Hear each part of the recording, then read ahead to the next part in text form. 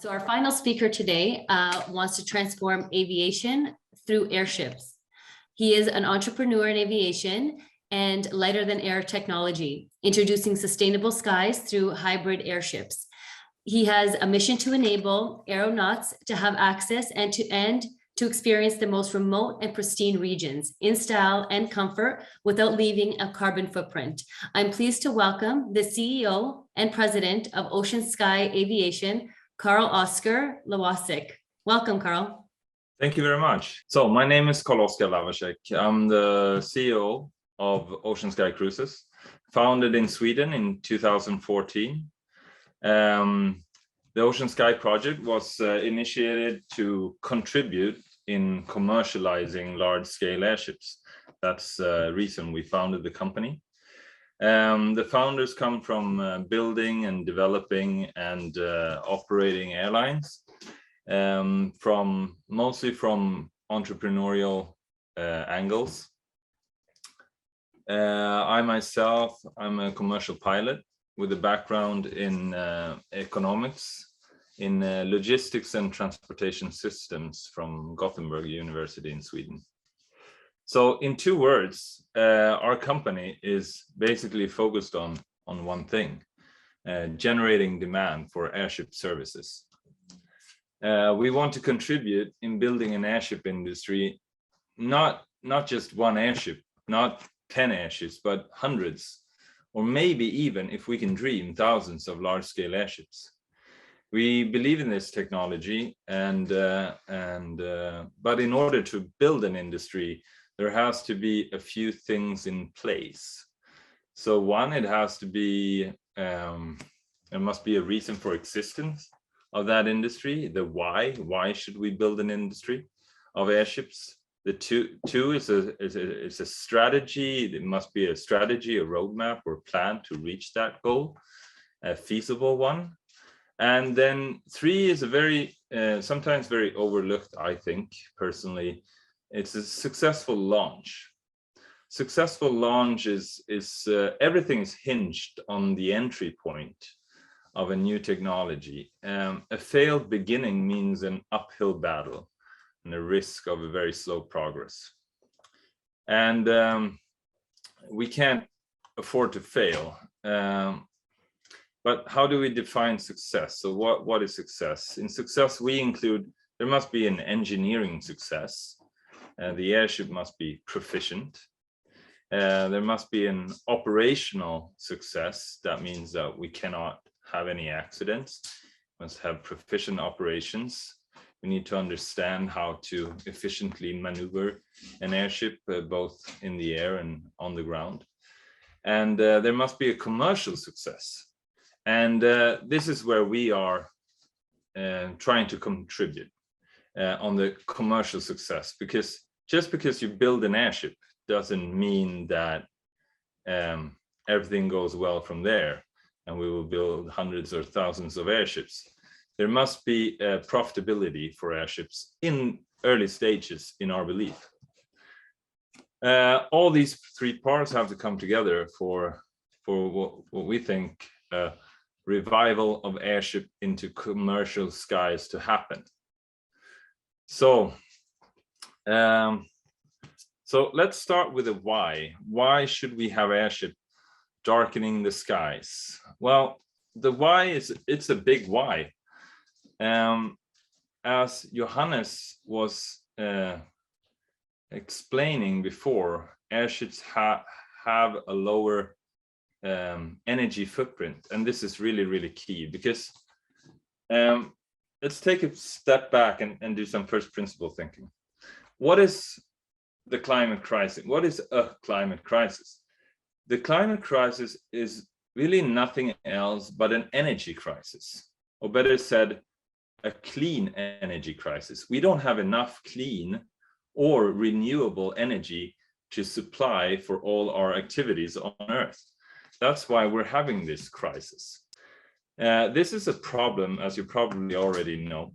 We use fossil fuels to cover the gap of clean energy supplies. We're borrowing from the future by sucking up the stored energy from the ground, because we don't have the infrastructure to harvest the energy that the world needs today.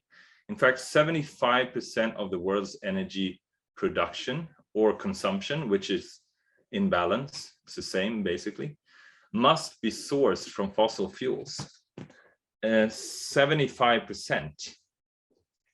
So if we want to live off of what we harvest in energy, which is living sustainably, we have two choices. Either we can increase the renewable energy production, and that we have to do with infrastructure, or that will take decades. It has already started, but it will take a long time to put all that infrastructure in place. Or we can reduce our consumption of energy, our total consumption as a world. If we reduce the overall consumption, we reduce fossil fuel consumption automatically, because the last kilowatt hour is always produced by fossil fuels. We don't turn off the hydropower just because the world is using less energy. No, we stop the electrical generators run off of diesel before we close the hydropower plant. So let's imagine a future with only renewable energy production. This is what most of the world wants. And with sustainability on the agenda today of every government, like all corporations with significance and most individuals, this is already gaining speed. And imagining the end result is quite relevant, because every large shift in society happens in incremental stages, right? And it's interesting to look at the shift when it is played out. Without fossil fuels, there'll be a scarcity of energy for a long time. I mean, we're talking about removing 75% of the world's energy production, the 75% of the supply, contemplating that we would succeed with phasing out fossil fuels. And this means there will be a scarcity of energy, and scarcity drives up price. Energy will become increasingly expensive if we continue on this agenda. The only way to save this planet, though, is by using less energy. So we have to basically share this energy supplies, share a smaller cake.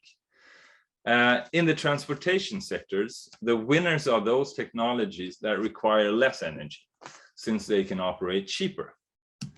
And losers are the high energy consuming vehicles, for example, passenger ferries, helicopters, airplanes. There's lots of them.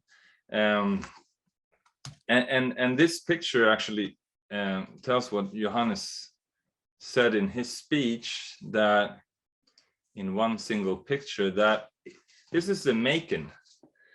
It flew in the 1930s and used about 4% of a Boeing 747 jumbo jet.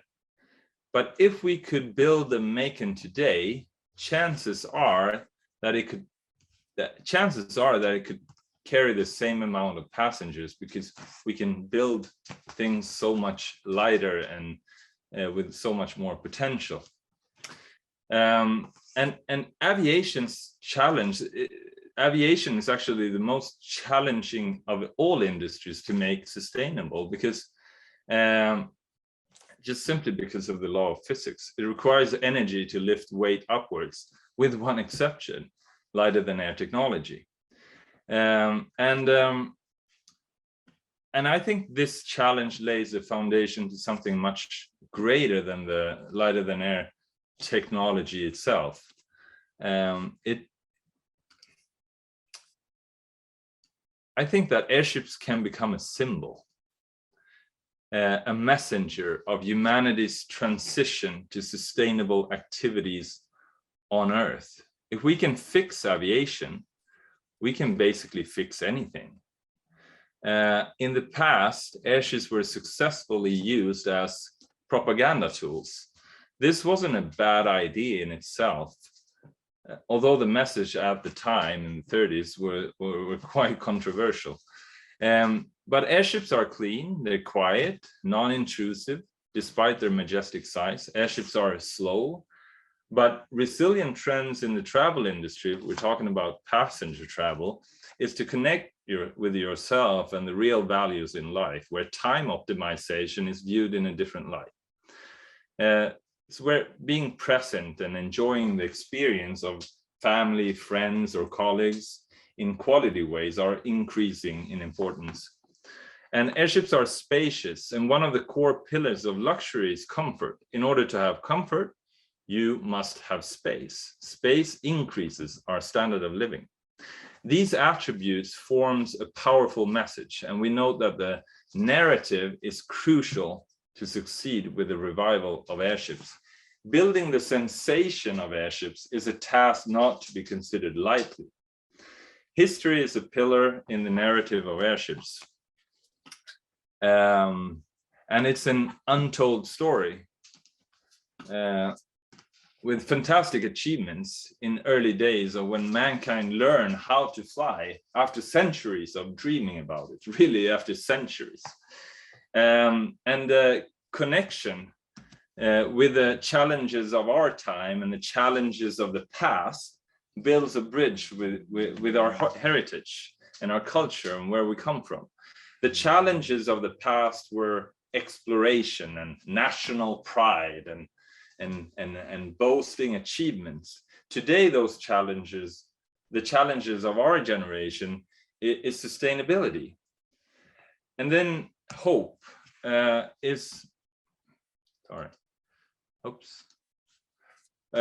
with a clear story of how airships can be the answer to one of the most difficult industries to decarbonize, will send a message to all other industries. There are no excuses to not find a better way to operate.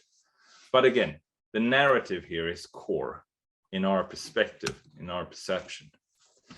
Abraham Lincoln was an intelligent man. He even ended up on the dollar bill, so he must have done something right. He said, public sentiment is everything. With public sentiment, nothing can fail, nothing. But without it, nothing can succeed. So if the narrative is successful, the industry will be successful automatically. We've seen throughout time and history in aviation, we've seen numerous engineering marvels, fantastic flying vehicles, machines that awed us. But only a few of these machines have made commercial success. And this is the message of my talk today with you guys, is that the use case and the commercial aspects are often overlooked by engineering-driven companies. It's somebody else's problem, right? I make them fly, I'm an engineer, somebody else makes them profitable. Well, it's a little bit too late. The formula for a successful machine is far from an output of compartmentalized processes with I make them fly and then you make them profitable. Without collaboration, the story usually stops at prototype level.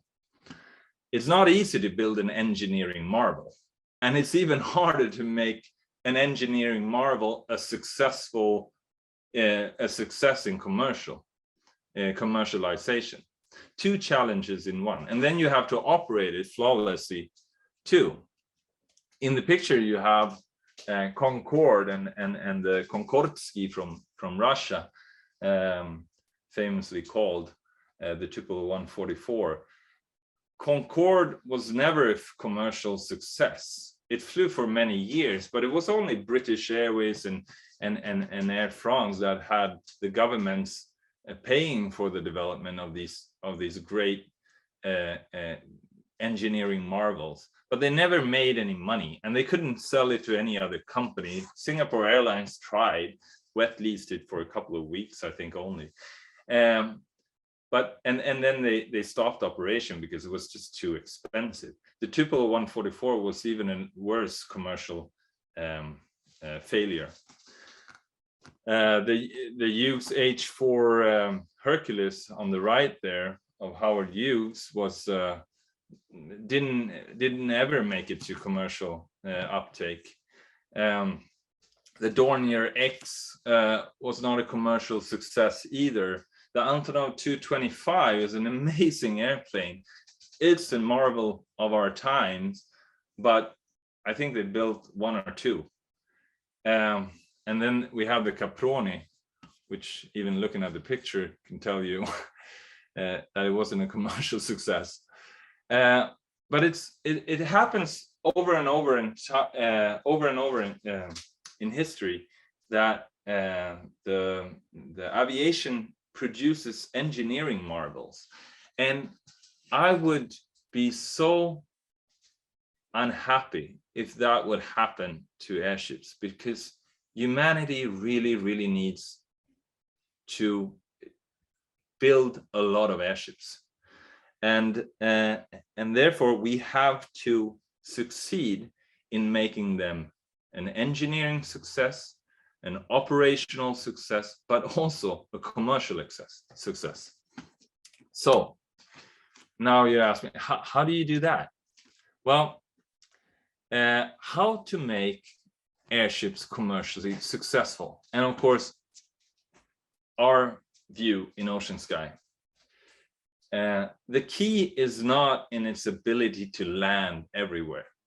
It's fantastic if they can, but it's not the key, nor is it the low footprint or the beauty of the giant beast that soars the sky. The key is to maximize the competitive advantage of airships, and that's space.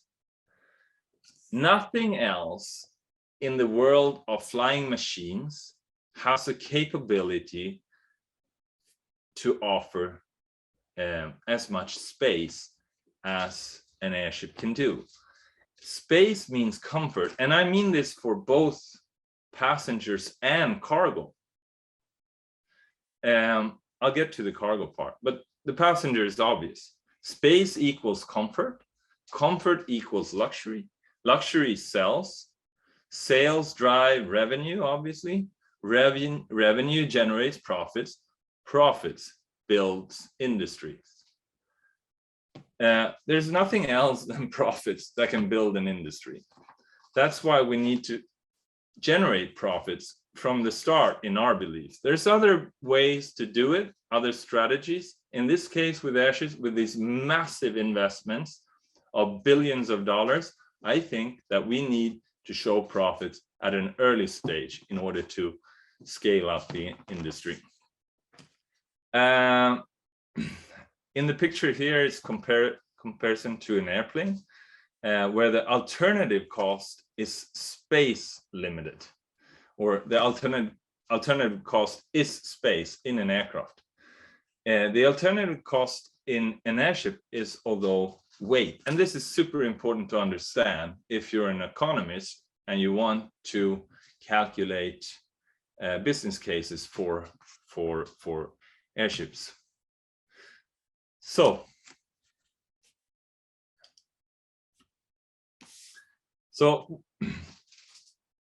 once we can show the excellence of lighter than air technology, we can start talking about this massive issue that you see here, the carbon dioxide emission from aviation. We're reaching 1 billion tons. That's 1,000 million tons per year in the atmosphere, and not just in the atmosphere, very high up in the atmosphere, which creates another problem, that the contribution to global warming proportional to the carbon dioxide is somewhere around 1.9 to 4.7, according to the IPCC. We don't know, or the researchers don't know exactly what the contribution is, but it's not much less than 2, definitely. So if we look at the CO2 emissions from aviation times 1.9, very conservative calculation here, we see that it will reach almost 5,000 million tons of carbon dioxide. This is becoming a huge issue. for the industry, but also for the inhabitants of the planet. Let's just consider, if you would allow me to dream a little bit. I'm not crazy. I'm just like to dream for 2 minutes. What if we could, in 2025, 2026, something like this, start flying airships, show that the technology works, lowering the unit costs in order to break into new and better markets, and start producing airships on a serial production after 2025. We can start with producing tens, and we're coming up come up to maybe 100 a year soon, and we can break into the cargo markets. We can break into the passenger travel markets. There'll be a train in the sky and so on. We can show that there will be a massive decrease of carbon emission from this airship switching an airplane to an airship, one by one, which is far better than any other projections can show. Whether you tweak engines of airplanes, jet engines, save fuel, save weight, battery-driven airplanes, hydrogen-driven airplanes. I mean, now we're talking massive energy savings in the transportation system in the air. But okay, how do we get here? If this was our ambition, and I argued that it should be our ambition, we should aim high. We should change as many airplanes into airships as is possible. How would we get there? Well, by lowering, this is our truth, by lowering unit costs in every development cycle. It's all about unit costs, because mass market adoption doesn't happen without comparable or lower unit costs or a much better service, combination of those two. But it needs engineering innovation, but it also needs business model innovation in every development cycle of airships. And not going into this complicated, it's just to show that we are starting off from the left here, and we're starting off at very high unit cost. The airship manufacturers won't agree with me on this, but every technology is expensive in the beginning. It's very hard to get around that. And the unit costs are driven by research and development costs and financial risk in the beginning. That's what's driving the high unit cost. Later stages is driven by operational and manufacturing costs. And there's immense opportunities in those two things, manufacturing and operational, when it comes to lowering unit costs for airships in comparison to heavier than air technology that flies 200 kilometers an hour when landing, and flying at 10,000 meters with pressurized cabins, complicated landing gear systems and everything. This requires maintenance, and it requires manufacturing, complex manufacturing processes, and this drives costs. So airships have a real advantage there because they're simple and they're slow. We have to make these sustainable alternatives, such as lighter than air technology, become more affordable in order to reach tipping points where markets rather choose a sustainable product rather than an unsustainable product, not because of sustainability. That's a niche market, people that buys product because they're sustainable. That's 3% of the population. But we have to reach a unit cost where this happens because of the price, because of it's cheaper to send a package with an airship or go as a passenger with an airship. That's when mass adoption occurs, of course. But we have to ignite this industry with these high unit costs in the beginning. That's our firm belief. And igniting an industry of this scale is not an easy task. Scaling it from a niche product to mass market segments involves building the markets from zero. Nobody knows an airship delivery service. This requires endurance, strategy, and collaboration. And to succeed, we believe profits from the start are essential, as I mentioned before. Innovation in technology is not enough. We also need innovation in the business model, like I also said before. From luxury travel, that is a high margin product and a high revenue product, and can potentially offset these financial risks and these R&D risks. We can then go into special segments of aviation cargo. And I mean special segments. I don't think we can compete with FedEx or DHL anytime soon. They have extremely low kilogram costs. And these are systems that has been running for 30, 40 years and fine-tune the machinery. So it's very, very hard to go into a market and think that you will be able to compete with an airship in early development stages. But the future is there because of those reasons I mentioned.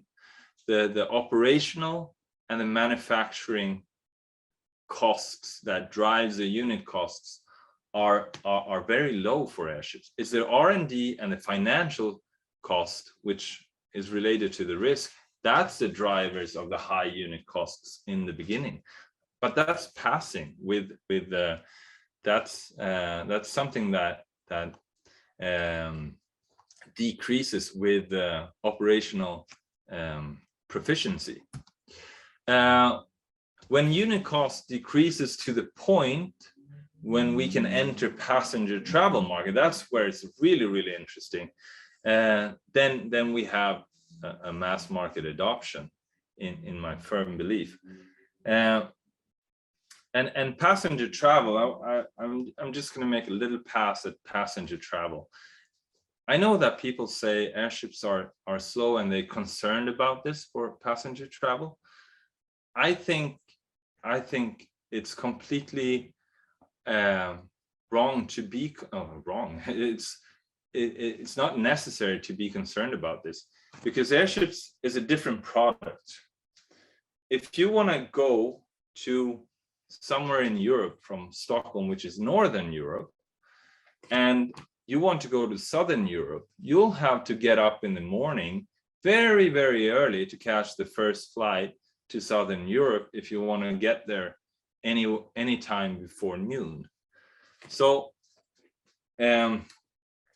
when thinking about airships, you have to think about how the life on board is on that travel. If you get on an airship in the evening instead and have 14 hours to travel to the Southern Europe, isn't that a better product?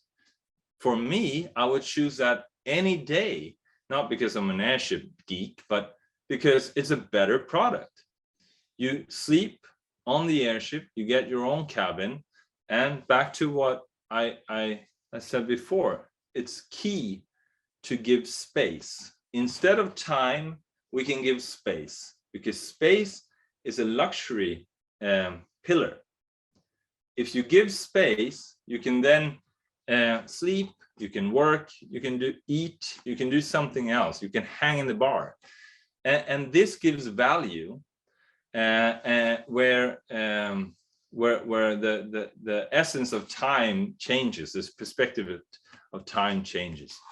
But anyways, in order to fulfill all these requirements that constitute the beginning of a success story, landing on ground zero for climate change, the North Pole, makes the best beginning for the revival of airships, in our opinion.